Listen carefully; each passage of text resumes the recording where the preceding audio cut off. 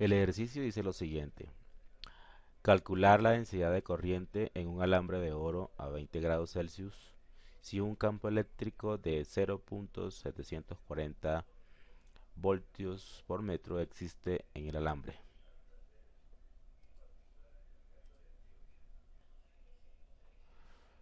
Entonces tenemos un alambre, ese alambre es de oro. Vamos a suponer que nuestro alambre no tiene el mismo diámetro en los extremos. En este extremo el alambre es más delgado y en este más ancho el diámetro. Y a pesar de eso vamos a calcular la densidad de corriente y miramos si la densidad de corriente cambia si el extremo de este lado es más eh, ancho, más angosto y este más ancho. Entonces recordamos que el campo eléctrico está relacionado con, el, con la densidad de corriente de la siguiente manera. Entonces la densidad de corriente J eh, está relacionado con el campo eléctrico de la siguiente manera: sigma, que es la conductividad eléctrica, y E, que es el campo eléctrico. Entonces eso es un vector y entonces se puede escribir de esta manera. Pero en este caso solamente estamos hablando de la magnitud, así que nos sirve la magnitud del vector densidad de corriente. Entonces lo que tenemos que hacer simplemente es buscar en una tabla cuánto es la conductividad del oro o cuánto es la resistividad, porque el inverso de la conductividad es la resistividad. Entonces 1 sobre la resistividad, ¿no? Rho. Vamos a hacer esta Rho mejor. Rho. El inverso de la resistividad es la conductividad. Eso nos quedaría que la densidad de corriente es la magnitud del campo sobre la resistividad. Es más fácil encontrar la resistividad del oro. Em,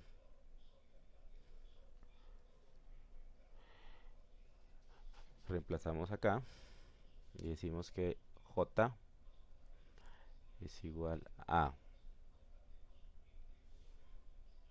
el campo eléctrico, que es 0.740 voltios por metro, sobre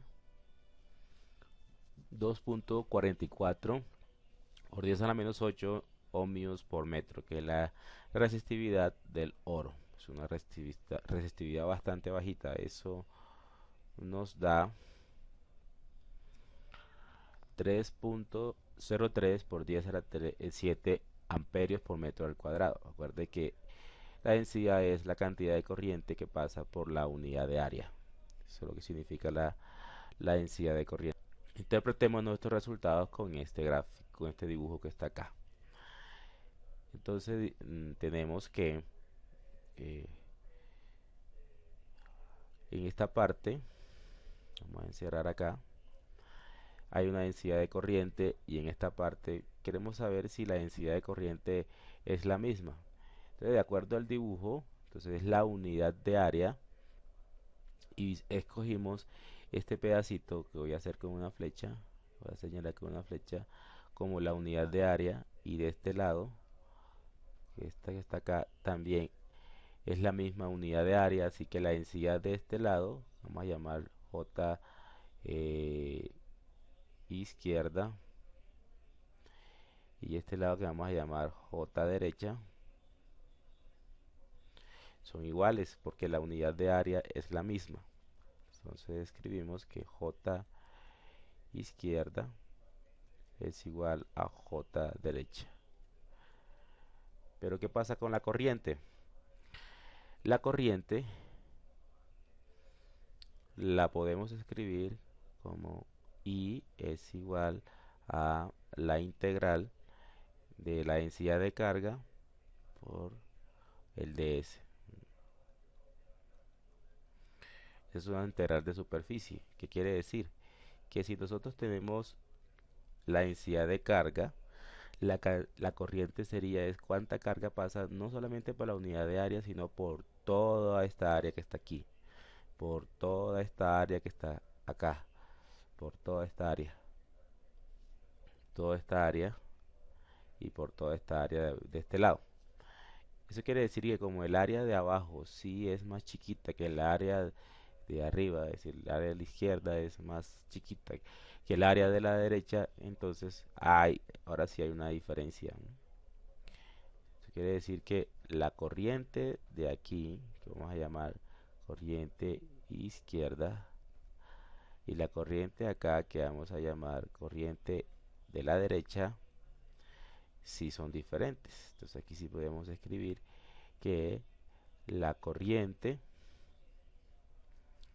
la corriente de la izquierda